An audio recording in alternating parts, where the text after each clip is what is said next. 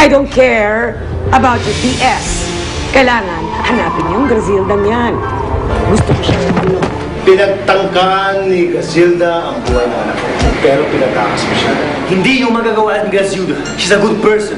She won't harm anybody unless she's threatened. Alam mo ba kung nasaan si Grazilda ngayon? Hindi ko alam. Pero kung alam ko, hindi ko sasabihin sa'yo. Sa pamamagitan ng gamit na ito ni Grazilda, ituro mo sa amin ang kanyang kinaroroonan ngayon. Si Kuya Eric, kasama niya si Ate Grazilda. Hindi mo alam kung gaano mo ako pinapasaya, Grazilda. Akala ko wala na ako sa puso mo. Mula noon hanggang ngayon, walang nagbago sa nararamdaman ko para sa iyo, Eric. Basta ang alam ko, hindi dapat malaman ng daddy mo na nagkita na kami ni Matilda. Nakita na kayo ni Matilda? Yes, si Matilda nga ang pinag-uusapan namin. Ang babae mo. She's real! And I can't handle this, Andy! Ngayong malinaw na ang lahat, hindi ko na palalagpasin ang pagkakataong to. Grazilda, magpakasal na tayo.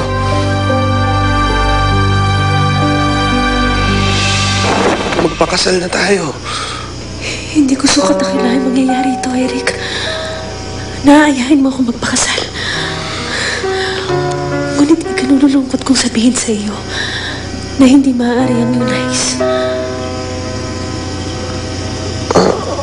Bakit? Sapagkat hindi pa ako handa. Marami pang bagay ang gumugulo sa aking puso't isipan. Tulad na lang ng pagkawala ni Ina. Nais ko muna talaga siyang makita, Eric.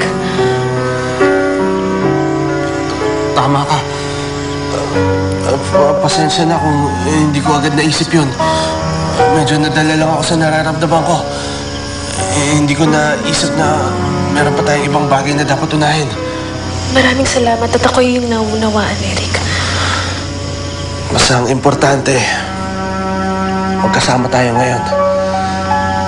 At alam kong mahal mo pa rin ako.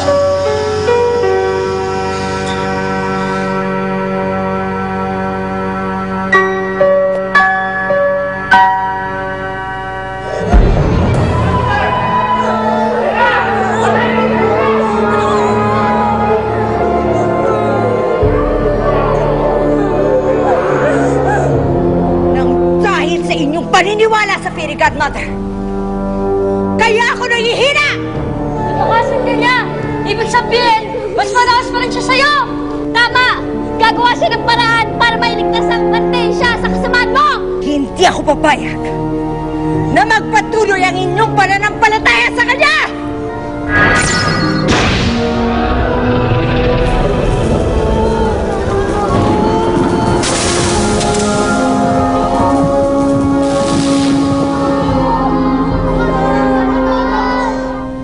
Hindi naman sa akin ng ganito, ngunit ang nadaramay gusto.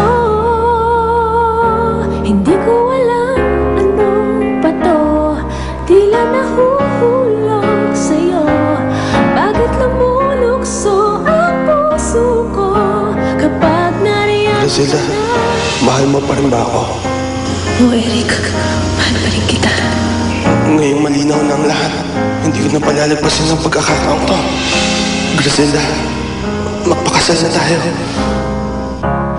Matapos lang lahat ng pinagdaraanan ko, mapagtutunan ko na rin ang pansin ng pag-ibig mo, Eric.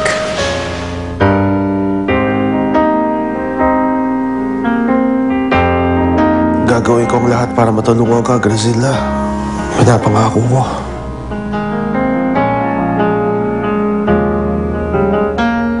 Bakit mo pa kasi nasabi-sabi kay Daddy na si Matilda ang babaeng pinag-uusapan natin? Yan tuloy nagpapanik ka. Dahil gusto kong masaktan ng daddy mo. That's why I told him the truth.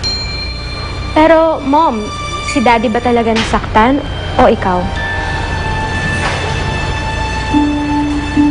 Paano kung malaman ni Daddy na tinatago natin si Matilda? Anong gagawin mo, Mom?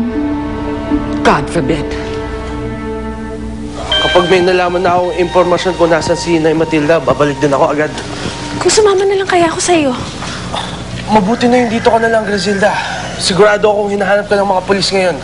Kaya dito ka na lang, mas ligtas ka. Sige, Eric. Basta mag-iingat ka. At ipangako mo sa akin na babalik ka kaagad. Pangako ko, babalik ako.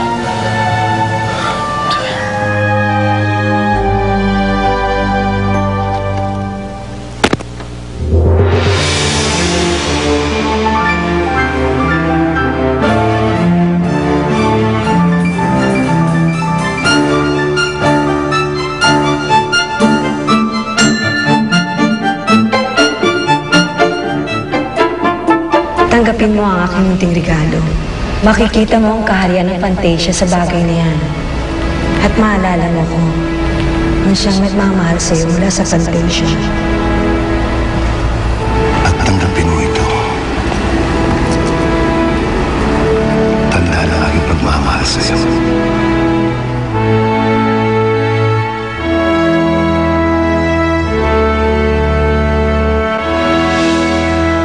Alam kong mali, pero mahirap takasan ang katotohanan. Ikaw pa rin ang mahal ko, Matilda. Kung nakita ka din na Veron at Cindy,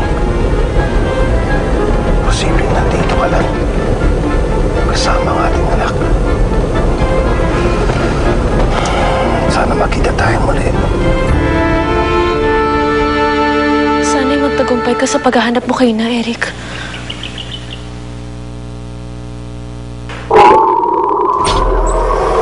Si Fabiola! Baka siya na naman ito!